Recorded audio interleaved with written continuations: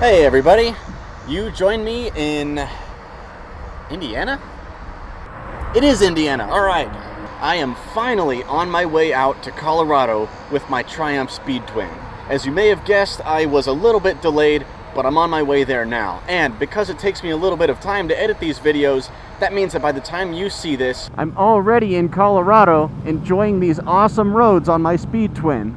Today is day 2 of my 3-day trip from the DC area to Longmont, Colorado.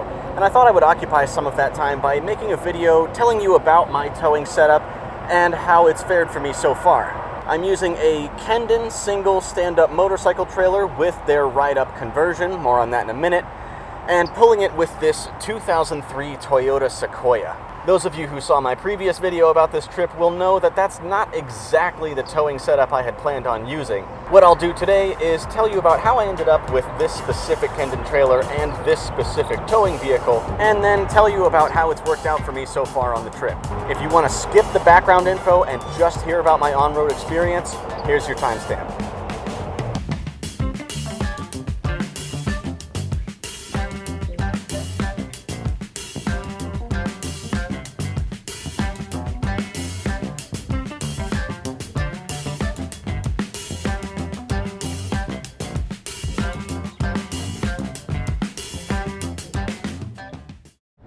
So when I last talked to you about this trip, I was still in the process of finding a trailer.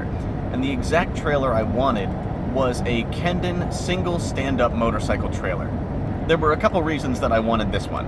One is that when you're not using it, you can fold it in half and stand it up on its end and wheel it around your garage on little caster wheels. That's going to be really handy once I'm at my Airbnb in Colorado where I'll have my own garage.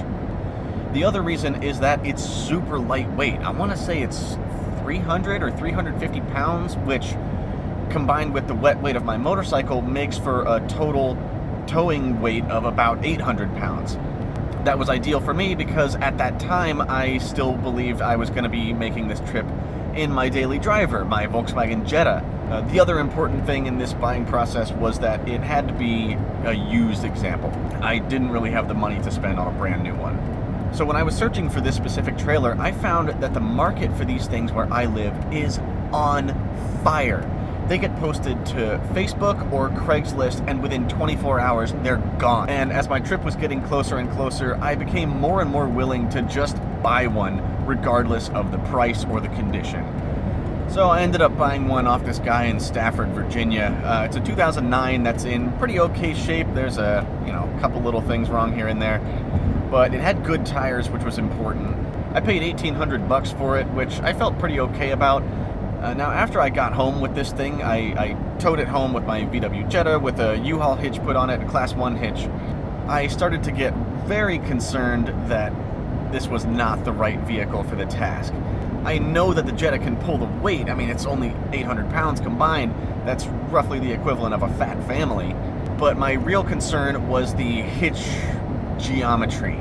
No one makes a Class 2 2-inch hitch receiver for the Volkswagen Jetta. My only option was to go with a 1¼ inch Class 1 receiver. That meant that the range of ball mounts available to me was extremely limited. Now, Kendon, the maker of my trailer, recommends a ball height of 19 to 21 inches. And my Jetta is so low that even when using the highest 1¼ inch ball mount that is available on the market, I still was like 6 inches shy of the ideal ball height for the Kendon trailer. So considering the strict 200-pound tongue weight limit of the U-Haul hitch that I put on the Jetta, I just wasn't willing to grit my teeth for 2,000 miles across the country and hope that it didn't snap off or whatever. You might want to suggest that I get an adapter that would adapt a 1¼ inch Class 1 hitch receiver to a 2-inch hitch receiver. Those add a lot of length to it, and that length, I think, with the leverage it provides, would multiply the tongue weight that was on the hitch receiver. I just wasn't willing to chance it. The clock was ticking. I had to get another vehicle that was better suited to towing.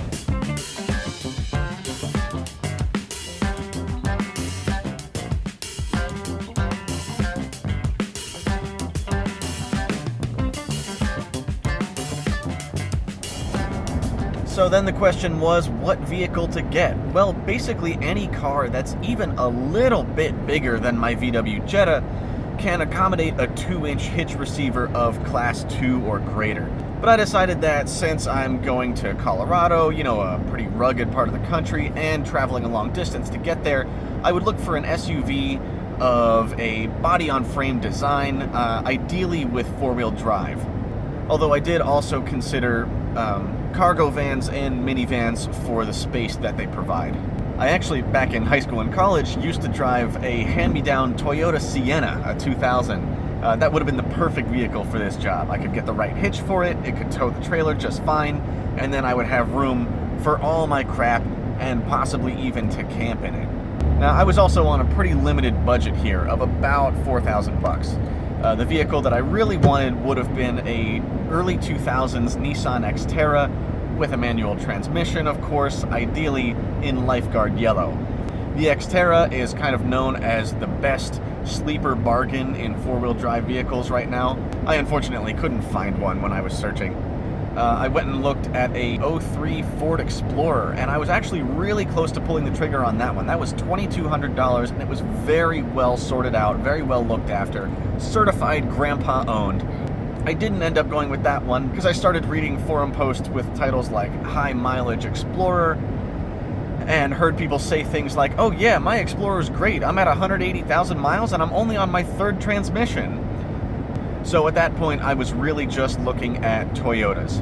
I considered another Sienna, I do love that van, but I ended up focusing on the 5 legendary Toyota trucks, which are the Tacoma and its SUV sibling, the 4Runner, the Tundra and its SUV sibling, the Sequoia, the tragically discontinued FJ Cruiser, and of course, the Mac Daddy to rule them all, the Land Cruiser. Now the FJ, the Land Cruiser, and the 2 pickups, there was no way I was going to find something in my price range that was cross-country worthy. So it came down to the 4Runner and the Sequoia. And it ended up being the Sequoia because that's just what I could find at the time. Of those legendary Toyotas, the Sequoia is definitely the one that depreciates the most. I ended up paying $3,700 for this car. This car had 203,000 miles on it when I bought it, so, you know, just broken in. Now, it does have character commensurate with a 17-year-old family SUV with 200,000 miles on it. It makes all kinds of noises. The window motors seem like they're about to die. The speakers crackle. The volume knob, for some reason, no matter what direction you turn it in, the numbers just go nuts. It's like neither up nor down. They just do whatever they want. It's got stains. It's got patina. Real patina, mind you. And the whole car just reeks of family. The first thing I did when I got it, aside from cleaning it up a little bit, was to remove all of the back seats. I have no need for them, and I wanted as much cargo space as possible. This resulted in a weight savings of 225 pounds. I also, of course, wired up a dash cam. If you don't run a dash cam in your car 100% of the time that you're driving, you are just asking to be the victim of insurance fraud. Changed the fluids, had the timing belt done, that was way overdue. Water pump as well. Got an alignment and had 4 new tires put on. I got Goodyear Wranglers. There are also a couple other features of this Sequoia that really impressed me for a 2003. These are things that I don't have in my 2014 Jetta. A sunroof for one, I've always wanted one of those. It's got a compass, I love having the compass. And perhaps most importantly of all, the cup holders will fit a 1-liter Nalgene. How is it that automakers have not figured this shit out? People drink out of Nalgenes. Give us cup holders that fit Nalgenes. Thank you, 2003 Toyota, for getting it right. The previous owner also installed an aftermarket backup camera, which I really appreciate on a vehicle of this size, especially when pulling a trailer. The last important thing to note about this particular 2003 Toyota Sequoia is that it is 2-wheel drive, not 4-wheel drive.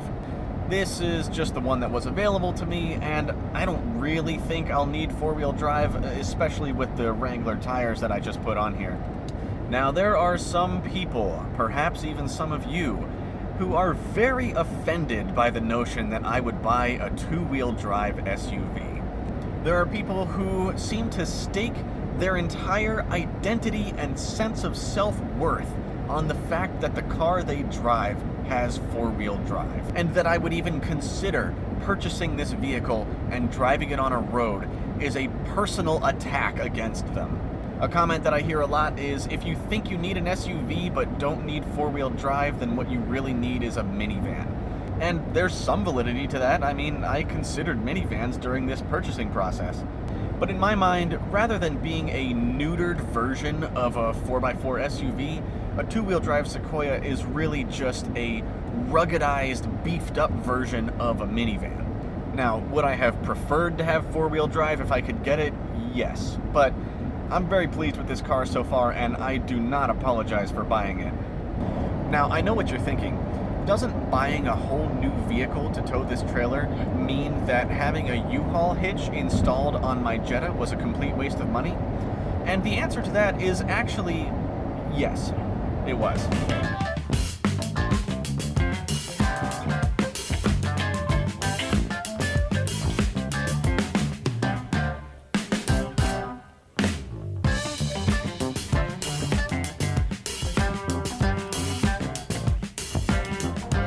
So the next step in the process was to get myself set up with the trailer hooked up to the SUV and the motorcycle secured to the trailer. Hooking it up is no problem. The previous owner actually gave me a hitch ball and ball mount that ended up being pretty much the perfect height for the trailer. I'm easily able to manipulate this trailer by myself and get it hooked up to the car. The wiring, of course, has to go through a 4-pin to 7-pin adapter.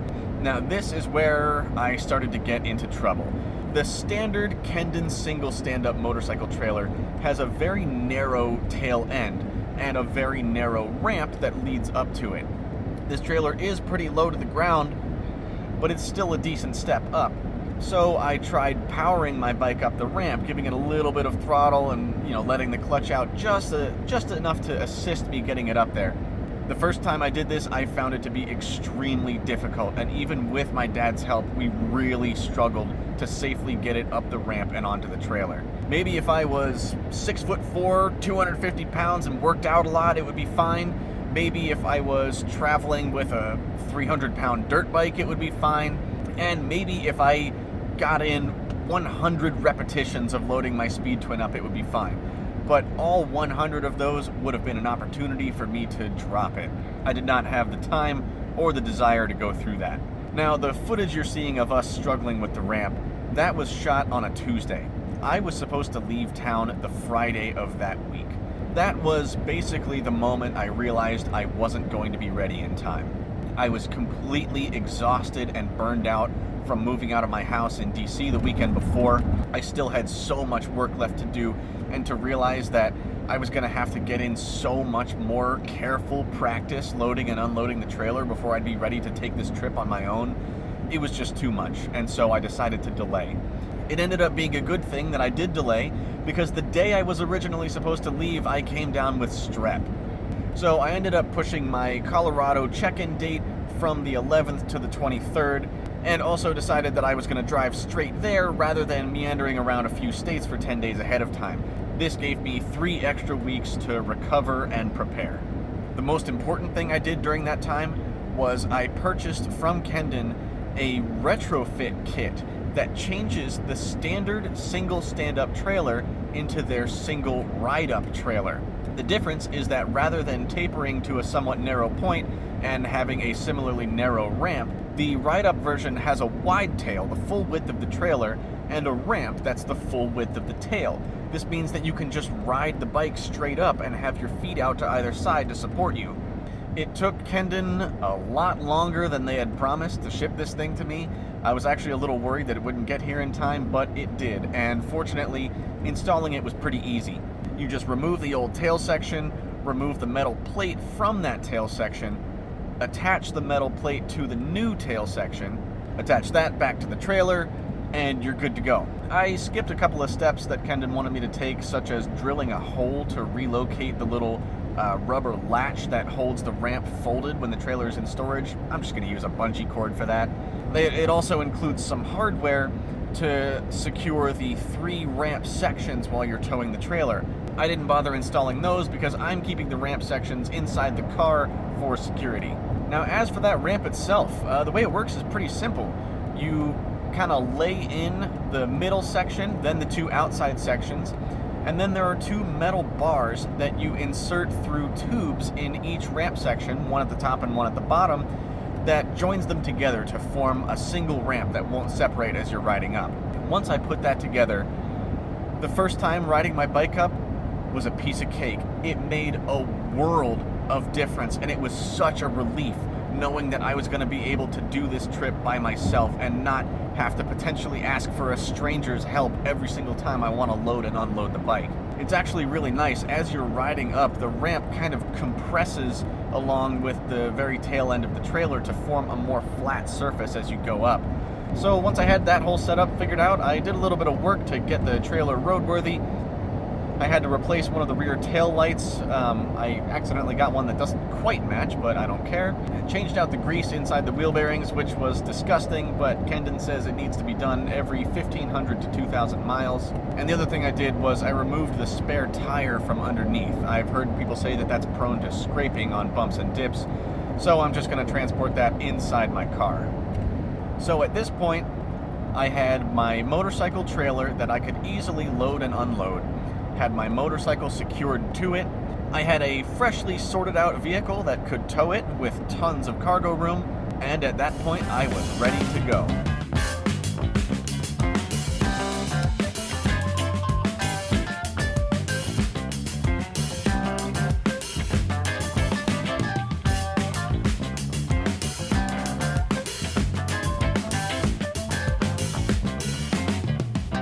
So now it's time to talk about what it's been like to drive with this towing setup. And surprise, it's fine. It's fine. I mean, it's great, really. With a car this size and with this much towing power, I don't even notice that trailer back there at all. The trailer is nice and narrow, actually narrower than the car. I can't even see it in my side view mirrors, which makes it really easy to pull around in tight spaces. I don't have to take corners wide. I don't have to worry about clipping stuff. My turning radius is nice and tight.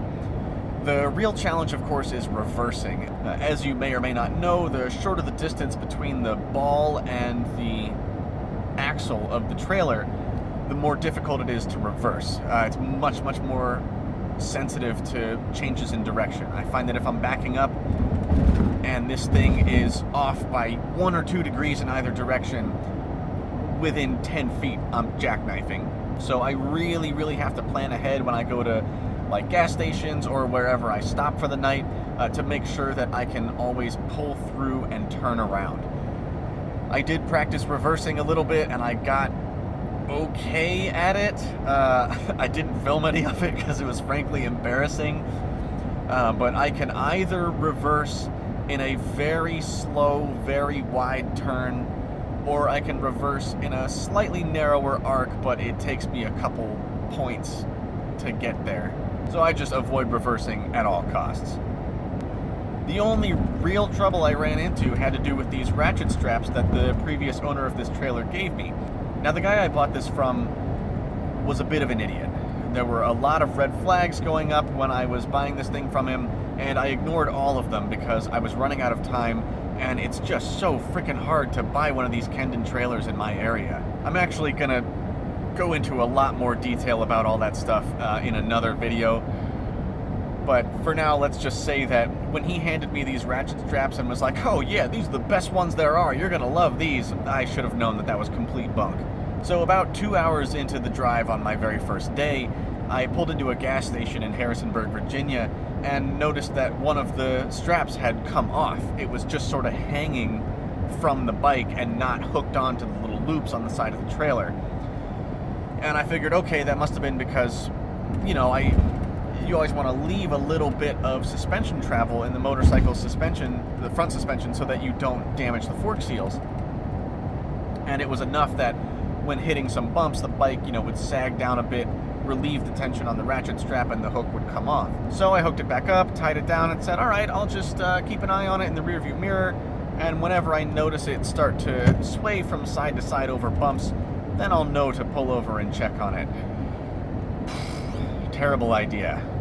So on my second day, I am halfway along the West Virginia Turnpike, which is in pretty terrible condition. A lot of bumps. I was really getting battered along that road.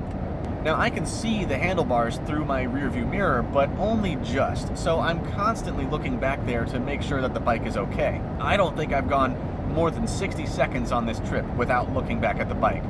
But turns out a lot can happen in 60 seconds, such as hitting a massive bump and having both of your side ratchet straps come unhooked from the trailer and having the bike completely tip over onto its side on the trailer. The wheels just barely hanging into the track in the center of the trailer. And then two old ladies in a sedan pull up alongside your car honking and waving, and you look at them and you're like, "Oh, hi," and they're like, "Your bike!" So I pulled over immediately, got out, of course didn't get any photos or footage of this because it was an emergency, but I managed to lift the bike back up, strap it back down with the ratchet straps, which I completely did not trust at this point, and drove very gingerly straight to a Home Depot and bought some new ratchet straps that actually clip onto those metal loops rather than hooking onto them.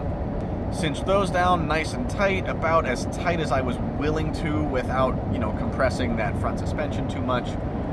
And it's been rock solid ever since. I haven't even needed to adjust them or tighten them back down. I am a lot more confident in these newer straps. So aside from that little mishap, which I would say is no fault of the trailers, it's been 100% so far.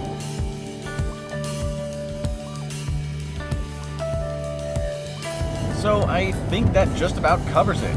I'm sure I'm forgetting a few things, and I'm sure you guys will ask me about them in the comments below, and I'll be happy to answer. If you do any motorcycle towing, I'd love to hear what your setup is or any advice you have for me. Like I said, I have zero towing experience. I've done what research I can, but mostly I'm just figuring this out as I go.